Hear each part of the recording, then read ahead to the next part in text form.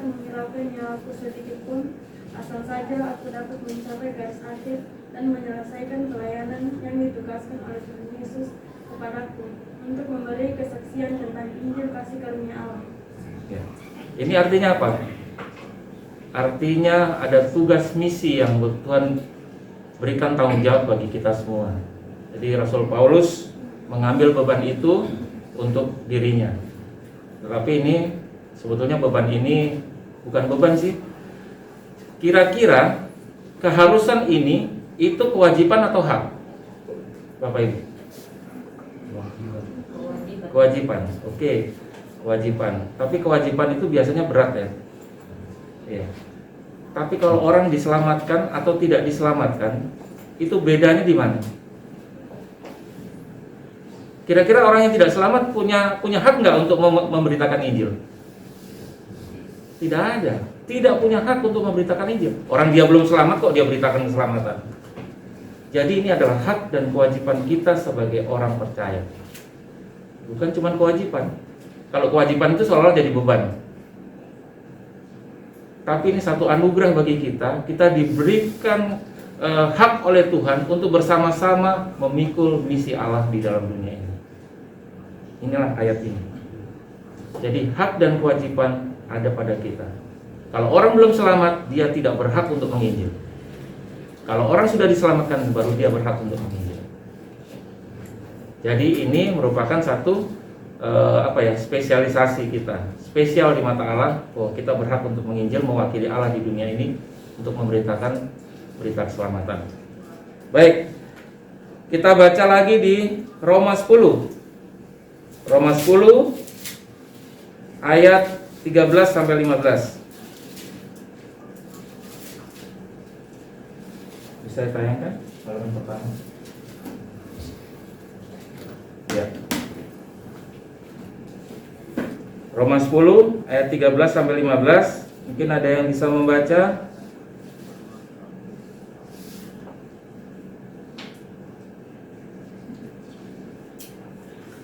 Ada yang bisa membaca cuma satu atau siswa lagi? Silakan SMTK. Ya. Sebab barang siapa yang berseru kepada nama Tuhan akan diselamatkan.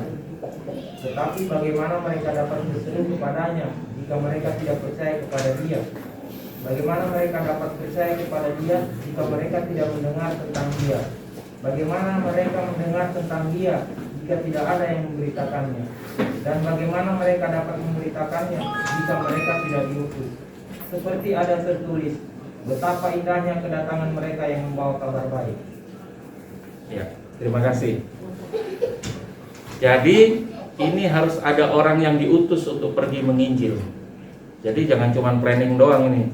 Kalau misi Allah dalam dunia ini firman, kita harus bekerja untuk menginjil. Tapi kalau menginjil harus action. Jangan NATO. Jangan NATO. Apa itu NATO ya? Oh. Not action, talk only. NATO. Tiada gerakan, ngomong doang. Nah itu. Jadi dalam bermisi harus ada orang yang diutus untuk menginjil. Nah, penyampaian Evangelis David minggu lalu, kemudian dari Pak Yim, bahwa yang dilaksanakan untuk bermisi yang pertama sekali adalah harus didoakan orang yang akan diutus untuk menginjil. Harus didoakan. Charles J. Cole mengatakan urutan pertama adalah doa, kedua doa, yang ketiga doa, baru daya orangnya. Kenapa harus doa 3 kali di situ? Diutamakan sampai 3 kali disebut. Karena pekerjaan ini pekerjaan Allah yang dibantu pada kita. Jadi Tuhan yang memelihara dan mengatur kita, menuntun langkah kita. Sehingga doa itu yang paling penting dalam kita dalam melaksanakan misi Allah, penginjilan ini. Jadi doa dulu yang diutamakan. Baru yang kedua Pak Evangelis David, daya ya. Daya, orangnya yang diutus. Orangnya sudah siap belum? Tadi Pak Manasih bilang harus dibimbing, PA, Kita siapkan orang-orangnya. Tidak harus sekolah teologi ya. Tidak harus. Karena menginjil itu ada yang informal, ada yang formal. Jadi teman-teman adik-adik ini SMTK, kalau ada temennya yang belum percaya, ya didekati, diajak ngobrol. Itu sudah menginjil. Kalau Pak Yim katakan, dalam misi pribadi kita harus mengikutkan juga misi Allah di dalamnya. Kalau yang pemuda mendekati cewek atau cowok, ada misi pribadi, harus ada misi Allah di dalamnya. Kira-kira yang dekati sudah selamat belum? Iya. Kalau ditanya, oh belum selamat, oh ya, ada misi pribadi di dalamnya, misi pribadi dan ada misi Allah di situ. Teman sekerja, teman sejawat, teman sekolah, teman kuliah, itu yang menjadi misi pribadi kita. Tapi di dalamnya kita isi dengan misi Allah.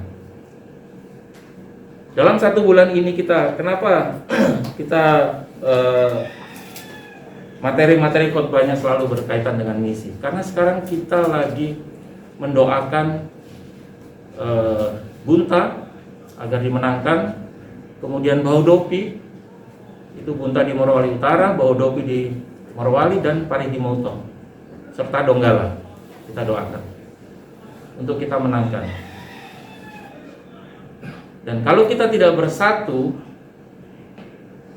seluruh jemaat, seluruh daya dan kekuatan untuk melakukan misi ini, ya tidak maksimal hasilnya atau tidak optimal. Satu kesatuan jemaat itu perlu untuk mendukung misi. Baik, kita baca lagi di Korintus 9 ayat 16 dan 17. Korintus 9 ayat 16 dan 17. 1 Korintus 16 ayat 9.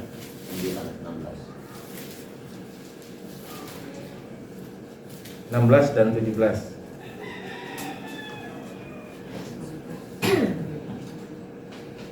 Karena jika aku memberitakan Injil, aku tidak mempunyai alasan untuk memegahkan diri, sebab itu adalah keharusan bagiku. Celakalah aku jika aku tidak memberitakan Injil. Kalau andai kata aku melakukannya menurut kehendakku sendiri, memang aku berhak menerima upah. Tetapi karena aku melakukannya bukan menurut kehendakku sendiri, pemberitaan itu adalah tugas penyelenggaraan yang ditanggungkan kepadaku. Ya. Jadi ini penyelenggaraan yang ditugaskan kepada kita semua. Saya kemarin ngobrol-ngobrol sama salah satu pengusaha di Palu, ceritalah masalah franchise. Setelah ngobrol-ngobrol masalah franchise, saya baru ingat, sebetulnya kerjaan misi ini juga franchise keselamatan. Kita mendirikan gereja di satu tempat, itu franchise dengan dogma keselamatan yang benar. Itu franchise bagi kita, bagi Allah, untuk semua orang tahu. Kalau Pak Douglas itu, Pak misionaris Douglas ya, itu mengumpamakan membuat satu titik-titik terang baru di satu tempat. Jadi memindahkan titik. Jadi kalau di Palu ini kita pindahkan lagi ke Dongi-Dongi. Bukan kita pindahkan, kita tambahkan. Ada titik terang baru di Dongi-Dongi. Kemudian di Palolo air panas. Di Luwuk Ombolu. Kemudian di mana? Tentena. Sobol. Jadi itu titik-titik baru, itu franchise. Menyebarkan kembali. Mungkin dari situ ada lagi dibangun lagi titik-titik yang baru. Pak Filipus sudah ada kerinduan untuk membuka di Napu. Membuka titik yang baru lagi. Nah, termasuk sekolah SMTK ini adalah titik yang baru. Mengerti akan keselamatan. Nanti dari SMTK ini bisa menyebar lagi titik-titik yang baru. Titik-titik terang yang dibuat oleh anak-anak Tuhan untuk berita keselamatan. Dan kita tidak bisa bermegah, kalau nggak ada saya, nggak terbangun tuh di situ itu, nggak bisa seperti itu. Tuhan akan pakai orang lain untuk mencapai misi Allah, tugas penyelenggaraan ini. Itu adalah manajemen proyek yang sangat besar, raksasa di dalam dunia ini. Manajemen untuk keselamatan manusia. Karena begitu besar kasih Allah akan dunia ini, maka Allah memberikan anaknya yang tunggal. Tetapi ada syaratnya. untuk orang yang mau percaya. Syarat itu saja, ringan kelihatannya, tapi banyak yang berat tidak mau percaya. Bahkan di dalam gereja sendiri banyak yang tidak percaya itu. Bahkan masih ditambah syarat. Kalau di Yakobus 2 itu dipakai itu sebagai senjata. Iman tanpa perbuatan adalah mati. Padahal konteksnya itu adalah untuk orang-orang yang sudah percaya, bukan untuk orang-orang yang belum percaya. Jadi banyak pengertian-pengertian itu yang perlu kita luruskan. Kemudian yang menjadi hambatan yang sangat besar dalam kita melakukan penginjilan adalah ego dogma gereja. Yang dikedepankan adalah perbedaan, bukan kesamaan. Itu sangat menjadi benturan kita untuk memberitakan Injil keselamatan. Padahal intinya firman Tuhan adalah kasih karunia yang diberikan Tuhan oleh berita keselamatan itu sendiri. Kemudian 1 Korintus 3 ayat 6, silakan baca.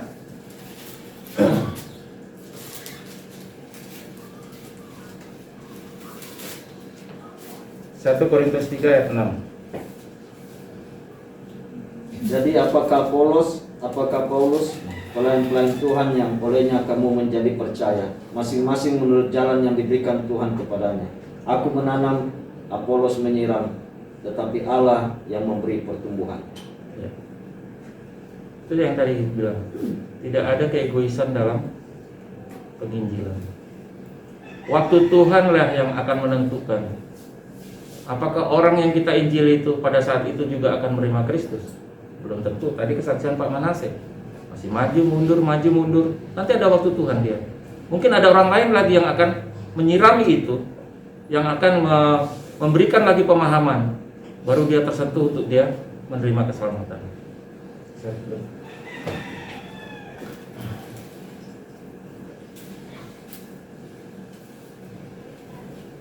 Jadi ini alasan panggilan dan tanggung jawab. Tadi di Kisah Para Rasul 20-24. Misi adalah amanat agung yang diberikan kepada setiap orang percaya untuk dilakukan. Amanat agung.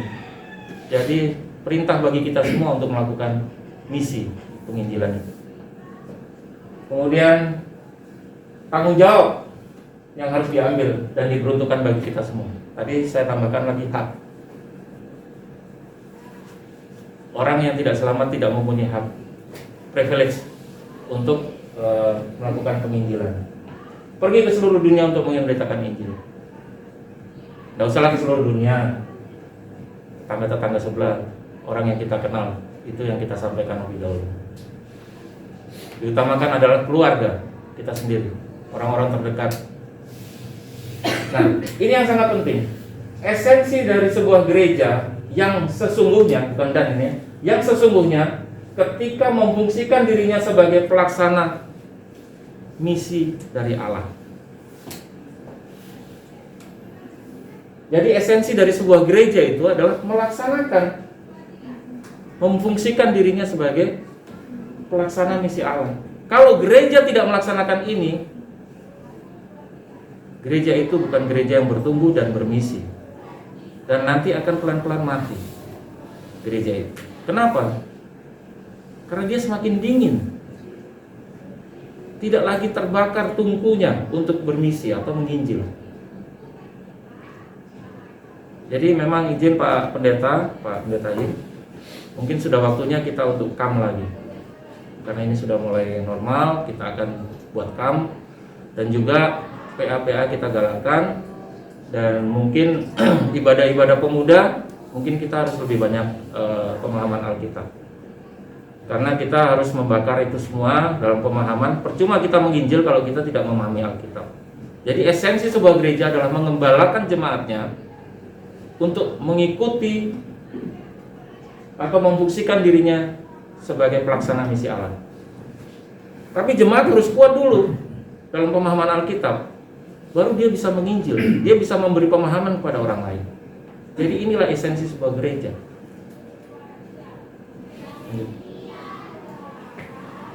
Nah, ini hambatan-hambatan dalam misi. Kenapa jemaat tidak melaksanakan penginjilan? Dalam pertumbuhan gereja mula-mula begitu berapi-api untuk melaksanakan penginjilan. Mudah-mudahan kita di Sulawesi Tengah, khususnya Palu, tidak mengalami pendinginan. Bukan senam ini ya, ada pendinginan. Kita harus panas terus. Jadi untuk melaksanakan amanat agung ini. Kemudian yang kedua, takut mengambil resiko dalam menginjil. Ya. Padahal menginjil itu tidak harus dengan verbal. Ada yang talentanya mengajak orang untuk diajak kepada orang yang bisa menjelaskan secara verbal. Ada yang punya talenta seperti itu. Diajak ke gereja atau diajak ketemu pendeta, pandai membujuk. Ada yang punya talenta pandai membujuk. Jadi ya nggak tahu, biasanya marketing itu yang pandai membujuk itu. Marketing. Oh iya. Takut mengambil risiko untuk dihina, dikucilkan, atau memiliki rasa takut dalam menghadapi penganiayaan. Ya. Itu Pak Raymond lagi itu jagonya itu kalau yang begitu-begitu. Juga dipengaruhi keterbatasan kebudayaan. Nah, inilah yang menjadi hambatan kita. Banyak pelayan Tuhan yang melayani di suatu tempat atau kebudayaan lain cenderung memaksakan cara pandangnya sendiri, tidak memahami. Bukan mentoleransi kebudayaan yang salah, tidak sesuai dengan firman ya, maksudnya bukan itu. Tetapi kebudayaan-kebudayaan yang secara historical atau secara turun-temurun mereka laksanakan, tapi tidak bertentangan dengan Alkitab sebetulnya. Tapi karena tidak sesuai dengan kebudayaan asal dari pelayan Tuhan itu, dia berkeras untuk merubahnya. Nah, ini yang menjadi hambatan. Dan akhirnya dia ditentang secara pribadi. Bukan firman yang ditentang, tapi hamba Tuhan yang datang itu yang ditentang. Nah, penyesuaian ini yang perlu dipahami. Makanya ada 4D itu: doa, daya, dana, yang terakhir data. Kenapa kita harus punya data? Nah, ini perlunya ini, supaya hamba Tuhan tidak salah memahami kebudayaan di satu tempat yang akan didatangi. Jadi data harus lengkap. Dalam penyelenggaraan misi Allah, itu planning juga perlu. Planning tidak bisa kita kerjakan kalau tidak ada data yang valid. Kita sudah zaman teknologi digital, semua itu bisa kita peroleh dengan lebih mudah sekarang. Lanjut. Nah ini. Terus itu apa yang keempat? Gereja lebih memilih untuk bertoleransi kepada kepercayaan lainnya. Nah ini yang parah ini. Saya tidak sebutkan satu tempat, tapi gereja mentoleransi kegiatan-kegiatan kebudayaan yang sebetulnya bertentangan dengan Alkitab. Akhirnya penginjilannya juga jadi menurun. Akhirnya jadi dingin. Nah ini bertentangan antara yang C dengan yang D. Ya. Nah ini solusi-solusinya. Nah ini yang pertama adalah doa. Tadi saya sampaikan doa sangat penting karena kita semua bergerak dalam misi Allah. Kemudian mau melakukan misi. Nah ini dari hati. Apakah kita mau melakukan misi itu secara pribadi ataupun secara organisasi gereja? Kalau secara organisasi gereja kita harus menyatukan langkah. Gereja harus memiliki kesatuan atau unity dalam melakukan misi Allah. Kita harus bergerak bersama, menyatukan langkah.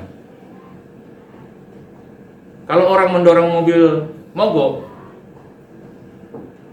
ya semua harus mendorong. Jangan ada yang bergantung. Iya. Malah ada yang mendorong dari depan untuk ke belakang lagi. Itu yang repot itu. Itu menghambat. Jadi satu kesatuan langkah yang jelas. Jadi dalam bermisi, daya, doa, daya, dana, dan data itu harus satu kaligus kita kerjakan secara bersama-sama. Setiap orang punya kemampuan talenta sendiri-sendiri.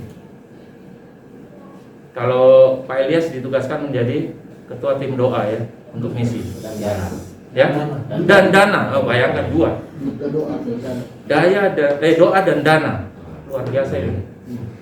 Jadi keterbatasan Pak Elias tidak menghalangi untuk bermisi. Amin. Amin. Jadi semua kita harus seperti itu. Gereja juga harus memikirkan keberadaan masyarakat yang ada di sekitar kita dan menjangkau orang-orang tersebut. Jadi yang pertama di sekitar kita dulu kita jangkau. Dan kita sudah berjalan, walaupun tadi katanya Pak Manase sudah diinjili, tapi pergi ke gereja orang lain ya, tidak masalah. Tidak masalah. Siapa tahu dia menjadi titik terang di gereja tersebut. Mungkin di gereja tersebut ada orang-orang yang juga belum menerima keselamatan, walaupun dia sudah Kristen. Tapi dia belum. Itu cara-cara Tuhan untuk menyelenggarakan misi Allah di dunia ini. Jadi kesimpulannya apa, Bapak Ibu? Ya, kesimpulannya bahwa misi penginjilan dan pertumbuhan gereja adalah satu kesatuan siklus yang tidak bisa dipisahkan. Gereja itu bertumbuh karena penginjilan. Penginjilan karena bisa dilakukan karena dia tahu misi Allah ada di dalam situ. Jadi itu adalah satu siklus. Siklus yang tidak terputus. Lanjut. Udah lagi. Habis. Penginjilan. Misi, penginjilan, pertumbuhan gereja. Sebetulnya di sebelah sini harusnya ada lagi satu. Dari penginjilan pertumbuhan gereja, tanda panah lagi. Misi, penginjilan, pertumbuhan gereja. Begitu terus. Siklus-siklus ini dari gereja bertumbuh lagi ke siklus yang lain lagi. Yang tadi dibilang titik-titik baru, titik terang yang baru. Jadi siklus pertumbuhan, siklus misi penginjilan dan pertumbuhan itu juga akan terjadi di gereja-gereja yang baru untuk bermisi kembali, melakukan penginjilan dan pertumbuhan gereja yang baru. Begitu lagi, membuka pos PA baru, membuka pos Injil baru, membuka gereja yang baru. Ini lagi siklus ini lagi. Jadi akhirnya seluruh dunia bisa menerima berita keselamatan, berita yang baik itu bagi kita semua. Amin Bapak Ibu. Amin. Ya, mudah-mudahan kita, jangan mudah-mudahan ya, Tuhan pasti menyertai kita dalam melakukan misi Allah. Amin. Karena kita tidak mengenal mudah-mudahan, kita mengenal pasti Allah memelihara kita, membimbing kita, memberikan kita hikmat, dan Roh Kudus membimbing kita untuk kita melakukan misi Allah di dunia ini. Amin. Mari kita berdoa. Terima kasih Tuhan Bapa di surga. Kami semua telah merenungkan apa yang menjadi misi Allah di dunia ini dan apa yang menjadi tugas penyelenggaraan bagi misi Allah di dunia, dan tugas-tugas kami agar kami sebagai anak-anak-Mu, orang-orang percaya, untuk melakukan itu semua. Biarlah Tuhan memelihara kami, Tuhan membimbing kami secara unity, kesatuan jemaat-Mu untuk dapat melakukan misi di seluruh penjuru dunia. Terima kasih Tuhan, kami serahkan semua ini dalam tangan kasih-Mu. Biar apa yang kami renungkan ini boleh kami laksanakan dalam kehidupan kami. Dalam nama anak-Mu Tuhan Yesus Kristus kami berdoa. Amin.